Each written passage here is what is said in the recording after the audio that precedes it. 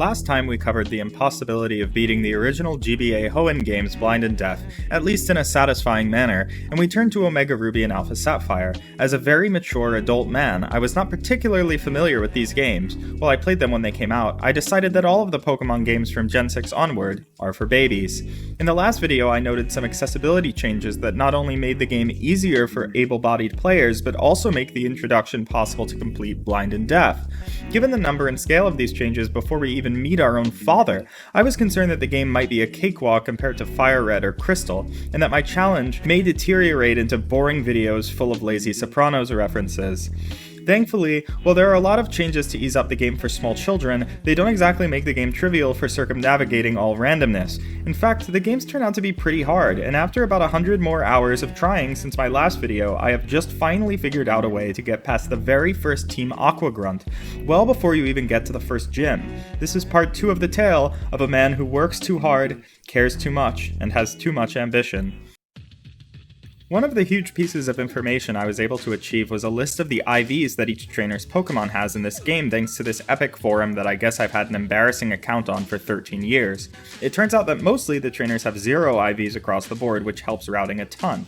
Thanks to this, I realized early on that the rival can be beaten using any of the 3 starters, so I decided to test out routing with all of them. Well, Trico is bad, so I have completed everything up to the point I'm at with both Mudkip and Torchic. As time goes on, I may determine one of them is of no use to me. Probably Torchic. After defeating the rival using iterative potion strategies, recalling that baby mode changes mean that the rival knows no stat-lowering moves, I can move on to Route 103. This turns out to be relatively easy and isn't worth describing in any detail. The next mandatory trainer is the Team Aqua or Magma Grunt in Petalburg Woods, and this turns out to be a massive hurdle for the Blind and Deaf run.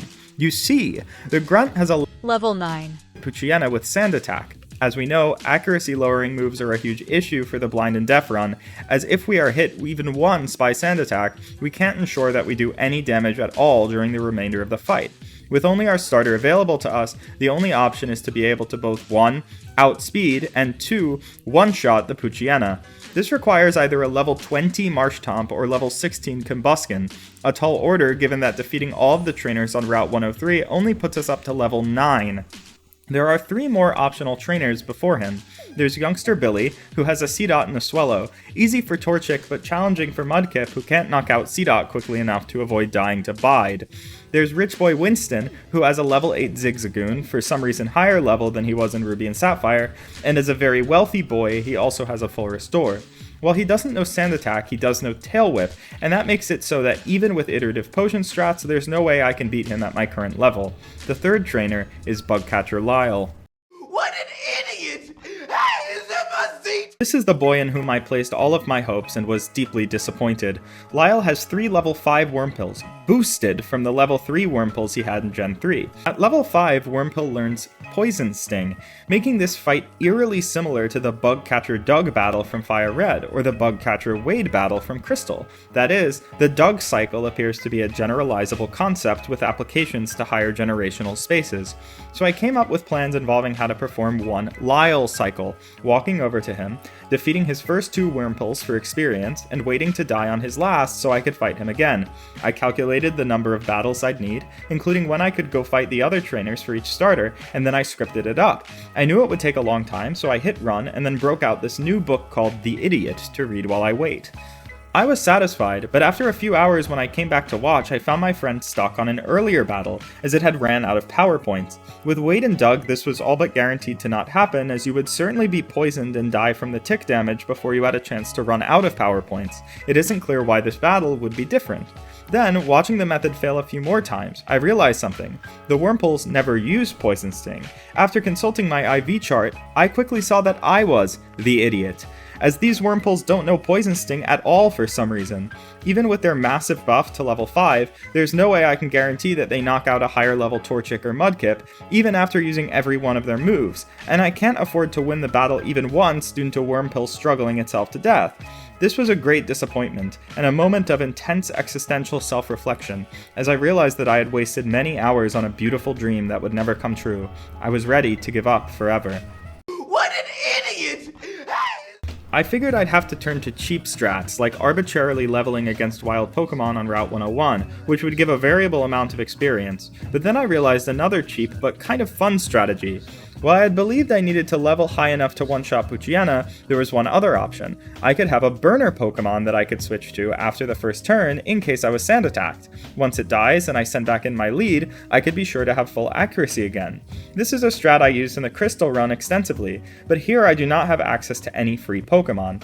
Unfortunately, given my level, I would actually have to do this multiple times before I could be sure to knock out Poochyena, and including turns to heal, I would actually need at least 4 burner Pokemon. I'd need to come up with some limiting probabilistic strategy. What I came up with may shock you.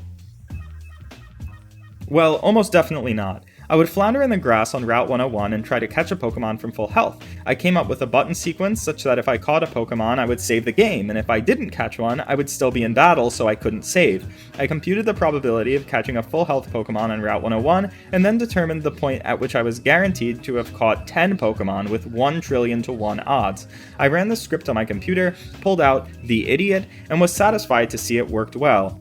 However, I noticed another oddity here. I was always done catching Pokemon quite early. In fact, watching back the footage, I never failed to catch a Pokemon on my first attempt. On the other hand, I had computed that at minimum, I should only have an 18% chance to catch a Pokemon on this route from full health.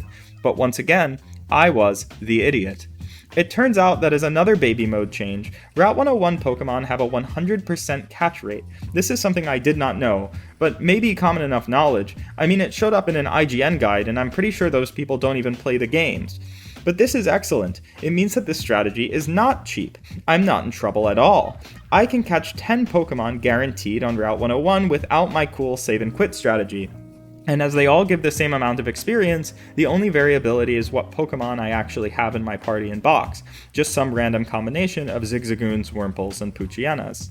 If I'm just using them as burners, it's no trouble at all. After catching 10 Pokemon and defeating Lyle, Torchic is guaranteed to be fast enough to outspeed Poochiena, meaning I can use the 4 burner Pokemon strat.